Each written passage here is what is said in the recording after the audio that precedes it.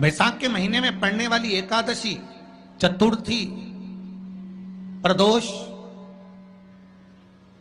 अमावस्या, पूर्णिमा, शिवरात्रि, ये सभी इतनी महत्वपूर्ण क्यों हो जाती है?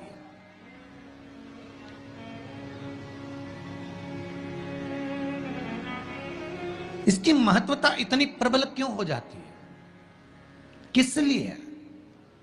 क्योंकि बैसाख का जो महीना पड़ता है, सूर्य की संपूर्ण तपन, सूर्य देव अपने पूर्ण तेज के साथ में, पूर्ण तेज के साथ में मृत्यु लोक के निवासियों पर, चाहे जलचर हो, थलचर हो, वायुचर हो, चाहे जो जीव हैं, उस पर जब किरण फेंकते हैं तो संसार का जो मनुष्य है उस पर जब ताप पड़ता है तो ताप पड़ने के कारण उसके मुख से भगवान का नाम निकल ही जाता है, स्मरण नाम निकल ही जाता है। जब उसके मुख से भगवान का नाम निकलता है तो वो भगवान की शरणागति खुद ग्रहण कर लेता है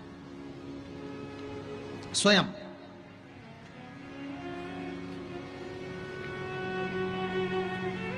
शरणागति ग्रहण कर लेना।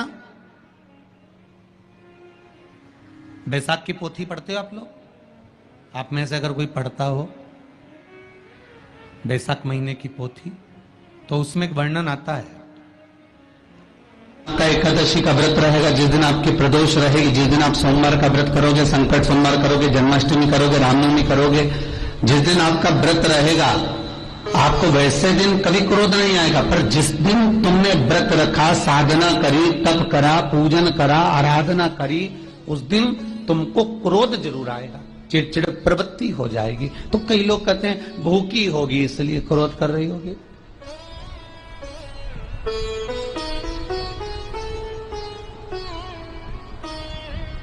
कई लोग कहते हैं कि भूख लग रही होगी इसलिए चिड़चिड़ प्रवृत्ति हो गई होगी। नहीं नहीं भाई, भूख से उसका कोई ताल्लुक नहीं है, क्योंकि रोज कोई जरूरी है कि वो इतना खाती हो कि नहीं खाती हो। कभी कभी तो दिन भर भूखी रह जाए तो भी क्रोध नहीं है।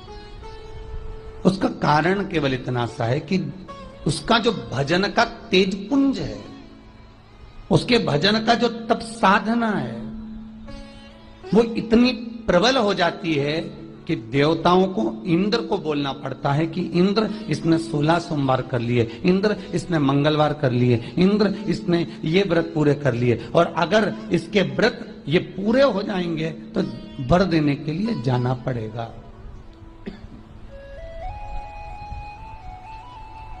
अगर इसके व्रत पूरे हो गए तो आशीर्वाद देने के लिए जाना पड़ेगा। इसके व्रतों को खंडित कर दिया जाए।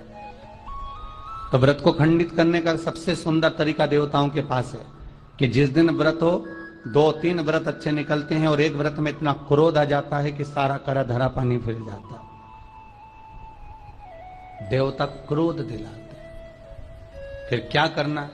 तो शास्त्र कहता है कि जिस दिन आपका व्रत है उस दिन एक काम जरूर करना कि भगवान का मंत्र जाप कर कर, भगवान का स्मरण कर कर, कटोरी में जल लेकर, पात्र में जो जल रखा हो, पूजन पाठ करते समय, स्मरण करते समय वो जल का पान अवश्य करें।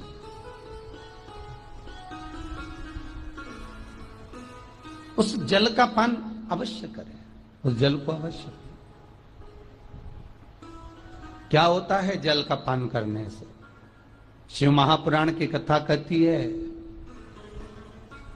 चाहे आप हनुमान चालीसा पढ़ें, चाहे आप राम रक्षा स्तोत्र पढ़ें, चाहे आप देवी कवच करें, चाहे आपकी मर्जी पड़े, जो पाठ पूजन करें, बस एक निवेदन है, पूजन पाठ करते समय एक कटोरी में, तांबे के कलश में, एक गिलास में जल अपने नजदीक में जरूर रखें।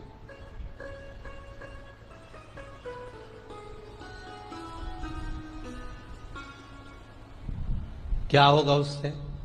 आप जितना पाठ करेंगे, आप जितना पूजन कर रहे हैं, आप जितनी आराधना कर रहे हैं, आप जितनी साधना कर रहे हैं, आप जितना तप कर रहे हैं, आप जितना हनुमान चालीसा, दुर्गा चालीसा, राम रक्षा स्तोत्र, यमुना अष्टक, गोवर्धन चालीसा, जो भी आप जप रहे हैं, जो भी आप सर्वोत्तम जी का पाठ करें, आप जिस भी पाठ को कर रहे हैं, उस पाठ को करते समय अगर जल तुम्हारे पास में रखा हुआ है तो तुमने जब पाठ किया तो उस